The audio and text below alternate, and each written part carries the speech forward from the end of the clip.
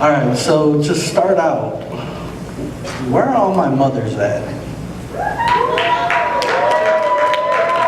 Okay, all right, I like it. Good, good, good. See, women are fantastic, they're amazing, and without you, none of us could be here.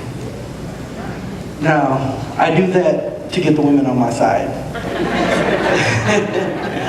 And the reason I do that is because there's so many poems about mothers. There's so many poems, there's so many songs about mothers, but there's not enough about fathers.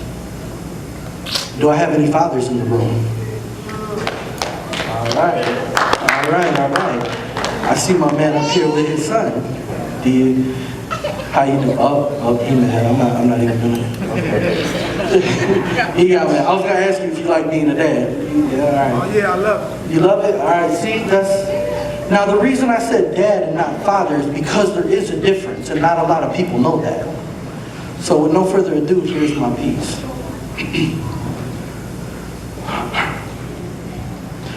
I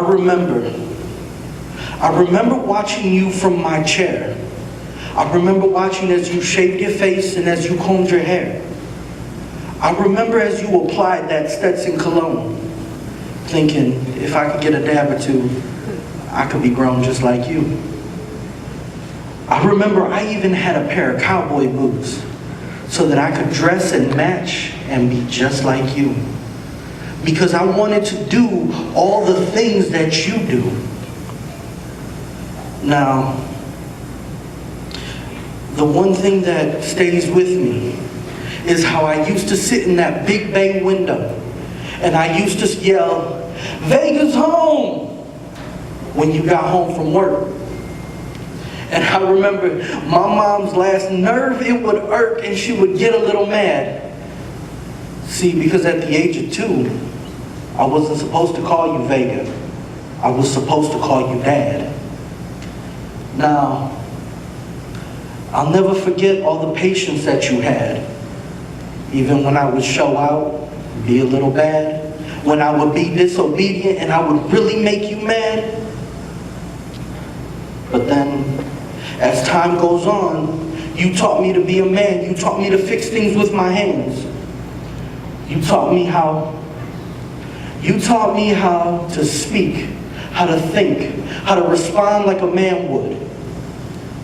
You taught me to be decisive, to be thoughtful, and how to take responsibilities for my actions just like a man should.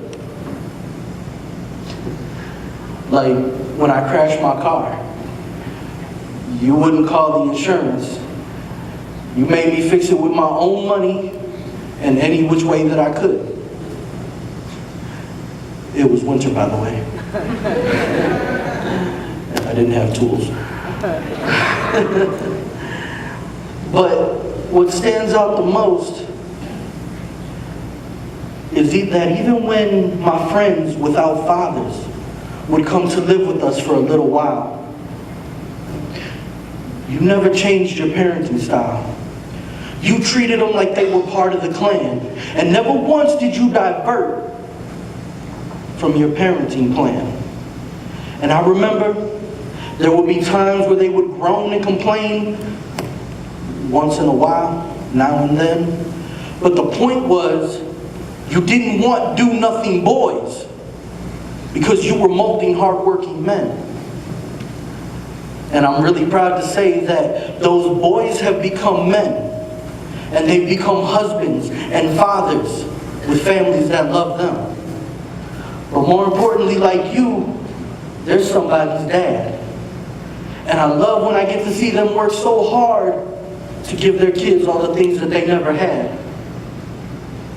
See, when I look back on everything that I have, how could I not be glad? I had a fine spiritual man. I had the best example of who I should be.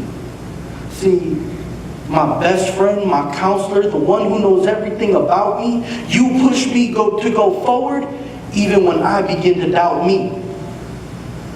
So how could I not be glad when I reflect on the life I had?